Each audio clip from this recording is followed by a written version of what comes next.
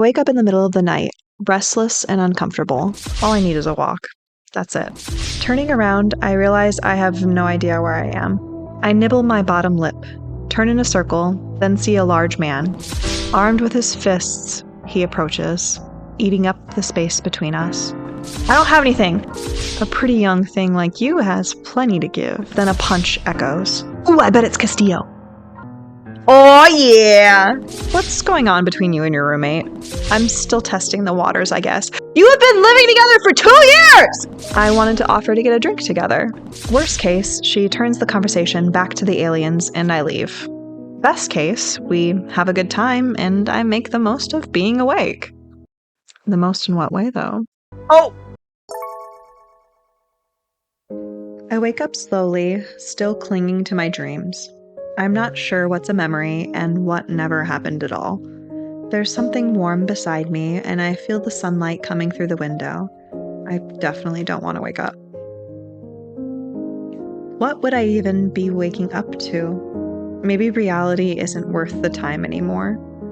My eyes open slowly, and I see Sarah. She's fast asleep, but her lips part, and she rubs her cheek over her pillow. I move her hair to the side, tucking it behind her ear as she hums in her throat. Just like that, Ekiya. Biting my bottom lip, I shake my head. Of course she talks in her sleep. Her hips roll for a second, then she flops fully onto her belly. Her breathing picks up like normal, and I rub down her back slowly. Sarah is more familiar to me, closer to me, and more important to me than anyone. Even with everything that's happening around us, she's the one I'd die for. What? Since when? First and foremost, I want to correct all my mistakes to keep her happy, to allow us a real chance on this earth. Everyone else comes second. Sarah's legs stretch and she mumbles something softly before rolling again. Chloe, now is not the time to try to lick my face. I'm literally trying to speak.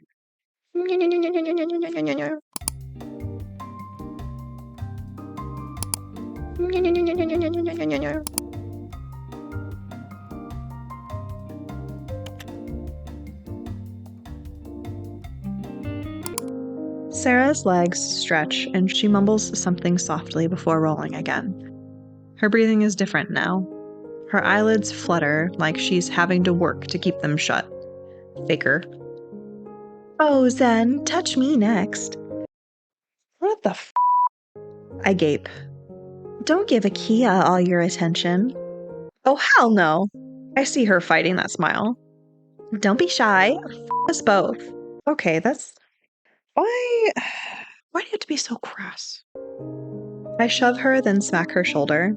She gets louder, fake moaning and panting until I sit on her and hold her wrists down above her head. She laughs, giving in to being awake and jostling me on her lap. Sarah looks me over slowly, takes in our position, and hums softly in her throat as her eyes land on me and soften. It was a good dream to start the morning off with. I roll my eyes and roll off her. Sarah is always a joker. She hates serious conversations, especially if they don't go her way. I guess I can't blame her for being silly this morning, though. After last night's announcement, I don't even want to get out of bed. Finally, 7 chapters later, and I don't have to rope her. But I have to. I get dressed and stand up, exhaling deeply. Sarah's fingers stroke over my cheek. It was nice when you touched me, petting my hair like that while you watched over me. I brush my fingers over her temple, pushing her hair back. Then I cup the back of her head and pull her closer, hesitating just before our lips touch. This is so new. I want it to go well. I want it to be perfect, and I'm afraid it won't be. But my lips brush hers slowly, and then I kiss her harder, sucking her bottom lip. Yeah, we're just gonna totally pretend we didn't just Lucy last night, when Sarah thought we were still sleeping in bed next to her. But my lips brush hers slowly, and then I kiss her harder, sucking her bottom lip. She pulls on my shirt, tightening her hold. We kiss again, changing the angle and testing it out. Her tongue brushes across my bottom lip. That's a really spicy breakfast you guys are having there. Good morning. It would be a great morning if we didn't have to worry about all hell breaking loose. Don't remind me. As Sarah gets dressed too, she asks me, "Hey, did you go out last night? I think I might have had a dream about it." It wasn't a dream. I couldn't sleep, so I took a walk. You went out alone at night? That's dangerous. Yeah, it was. Yeah, I know. Actually, something happened. Yeah, it did. What happened? I ran into Castillo. She saved me from a drunk guy who tried to attack me. Well, I'm glad you're okay, but is that really all that happened? Uh-oh. Uh...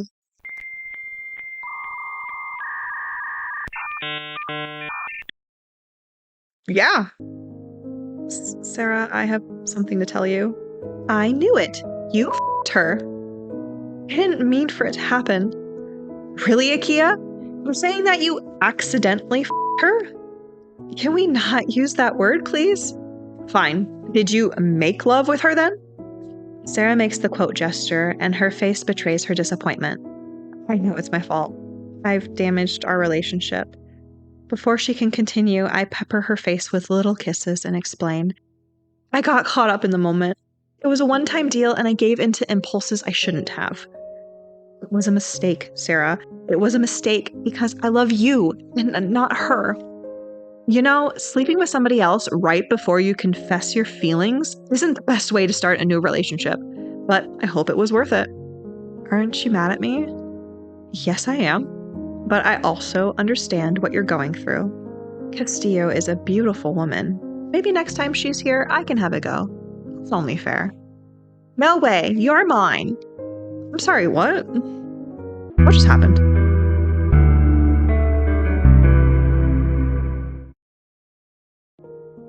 That's the kind of possessiveness I like in you, Iki. But you don't care that she Lucy? You're only a little mad? What? I still think she's taking it too well, but I also believe that she's going to forgive me. Sarah has always been much more transgressive than me, and she's often talked about being in an open relationship. Oh. Well, why is this the first I'm hearing of this? I feel much less guilty now. Okay, well. But I don't want to share her with anyone else. I'm absolutely sure of that now. Okay, so they're just together now? What? We get up to make breakfast, and I see Sarah pull out bacon. I grab it, my hand wrapping over hers, and shake my head. She groans and throws it in the trash. Her hand is shaking, and she swallows hard. Oh, that's right, because the whole vegan thing. It was just so natural. It's okay. You didn't. I almost did, though. It would have been that simple. I would have failed the test that easily by just not thinking. I pull her to the couch and hug her, rubbing her back. It's in the trash now. We'll go through the fridge and get rid of all the meat. That way, there can't be any slip-ups like this. It's such a waste, though. All that meat people are going to toss out could have fed so many people. I know, but don't think about that. We're going to make sure you're okay. We're going to be sure that nothing happens to you. Sarah is silent for a while, rubbing my sides. Then she exhales. You're right, but all it takes is one mistake, and the aliens never forgive. That's terrifying when we learn through mistakes. No. That is yeah. It isn't, we're not just gonna ignore the issue. This is not okay. Sarah could have just died. Just like that. Yeah, no, this absolutely does suck, my dear. Even if the new rule doesn't change my lifestyle, it does affect people I care about. It affects Sarah, and I can at least sympathize with how brutal being forced to make such a drastic change must be. But even ignoring all of that, the situation as a whole is difficult. It's like we're standing in the middle of a maybe when it comes to living for the long term. Who knows what other changes we'll be forced to make in the future? I feel a shiver dancing on my spine, but force it back. I don't like this either. Really? You, the vegan queen, don't like the rule? I arch an eyebrow at her, not loving her sass when I'm trying to show her I'm scared too. No, I don't like it. It should be a person's choice. The only way change really happens is for someone to feel that what they're doing is right. And forcing anyone to do something just to avoid death? That's not a way to change anything in the long term. Okay. Our alignment is shifting. It's been a while since our alignment has done anything, hasn't it? Sarah hugs me tightly.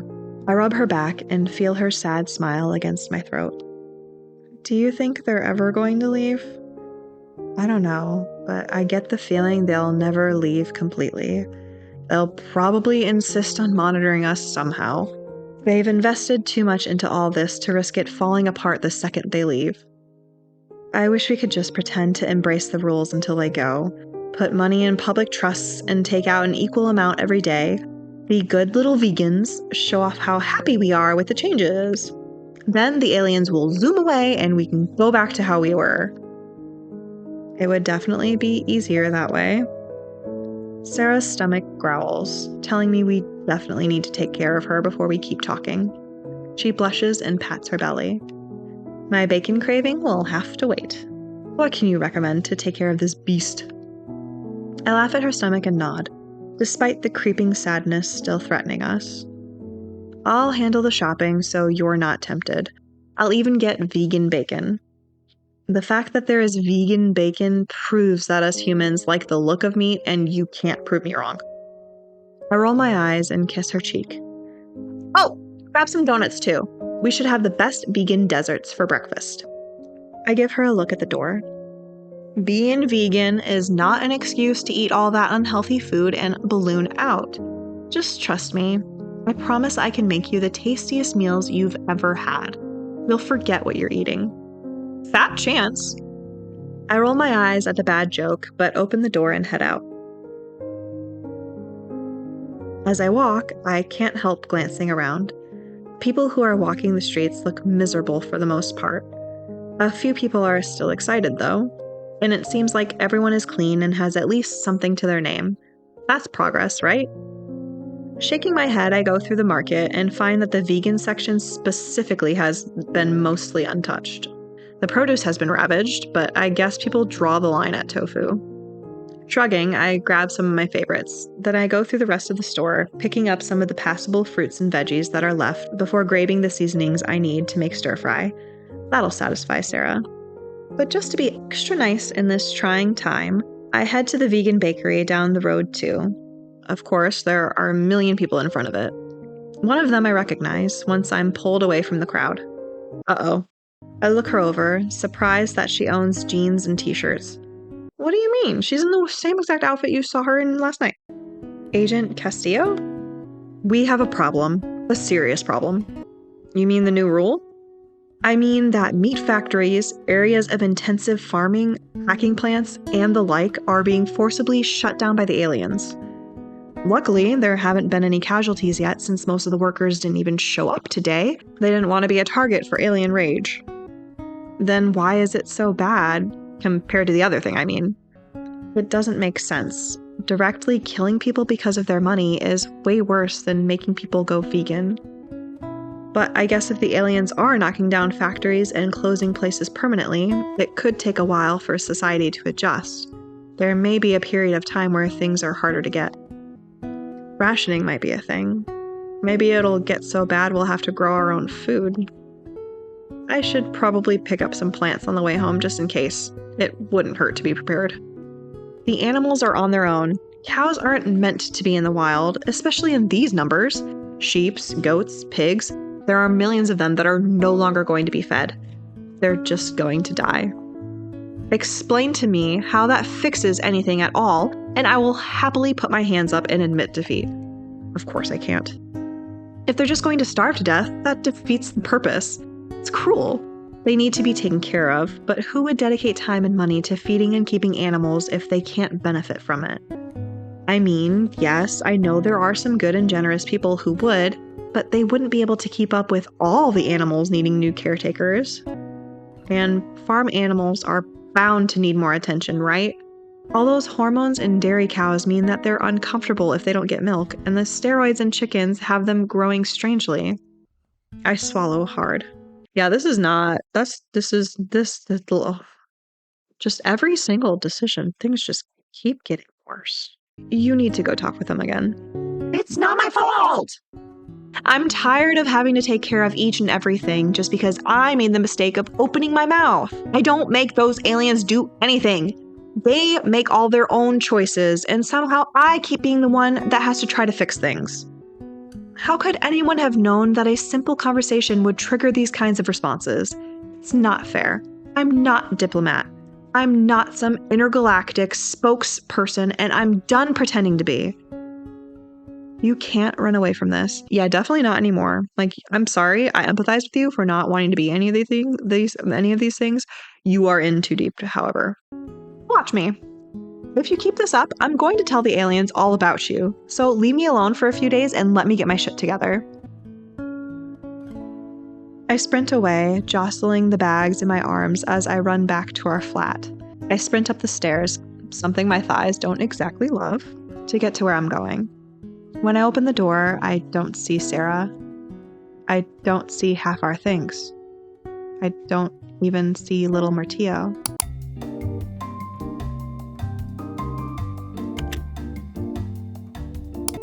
Oh no. What happened? Please be okay. I hope she didn't find some meat to eat and instantly get beamed up. Shaking, I reach for my phone as I see some of our old clothes, our basic bitch art, and the crappy furniture that's been here forever. I look at my phone and see a message from Sarah. I answer it with my fingers crossed and see her in a huge bathtub drinking wine from a gorgeous glass. Shaking my head, I ask where she is. She says she's 2 floors up in that luxury flat we used to daydream about. Okay, for a second, I definitely thought that Sarah had left out of heartbreak, and I was very heartbroken myself. Like, I felt very heartbroken. Looks like you guys are moving out and moving up. Oh my, wow, look at you. You found yourself a nice little fancy fluffy rope too, huh? Taking a deep breath, I head up there and knock on the door. Sarah opens it, and I see that she's in a long, sweeping pink robe with feathers around the neckline and the hem. Come in, darling. I've been expecting you. What is this? Why are we here? I mean, why?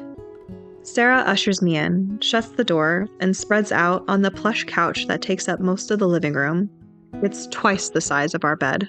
Okay, how are they living in the same building and there are such drastic differences between a couple of floors? We're finally getting a benefit from those alien rules. I was supposed to house sit for the owners this week, so I showed up to ask if that was still something they wanted me to do. I sit with the groceries while calming my heart. The run and walk paired with the initial shock of not seeing Sarah have been way too much. When I got here, they gave it to me. They said they were moving to Florida. They bought a first-class ticket for themselves and 5 of their friends. Apparently, they're going to move into a place by the ocean and take in people who were having trouble staying away from drugs. They're going to help them get clean or something. Well, that's unexpectedly nice of them. They don't want to risk being too wealthy. We should be okay, though. This house is the only really expensive thing we have. I don't know about you, but I have a grand total of £100 in the bank. I have 20 after buying this. Well, that looks nice and relaxing. We put all the groceries in the kitchen, toss the meat, and then Sarah convinces me to join her in the big bathtub. I see that she started the water, with glistening and glittering bubbles helping to fill the tub. She slowly drops the robe from around her shoulders, showing every inch of her beautiful body as she takes my hand and helps herself into the tub. She takes the wine glass back and smiles. Join me. Just relax. I join her in the bathtub and the water envelops us, and we share playful splashes, our laughter echoing through the room. We start kissing, first tenderly, then with more passion. I refuse to waste one more moment worrying about things I can't change when I can enjoy every second we have left with Sarah. Leaving the bath, we wrap ourselves in soft towels and enter a bedroom adorned with rose petals. Time stands still as our souls intertwine, creating a symphony of love and connection. Sarah and I share our first time together, and it's everything I dreamed of and more. It's a moment that will stay with me forever, etched in my heart and soul. Wow! That one's really been brewing, huh? Is Ekiya gonna go 3 for 3? Knows! Find out next week!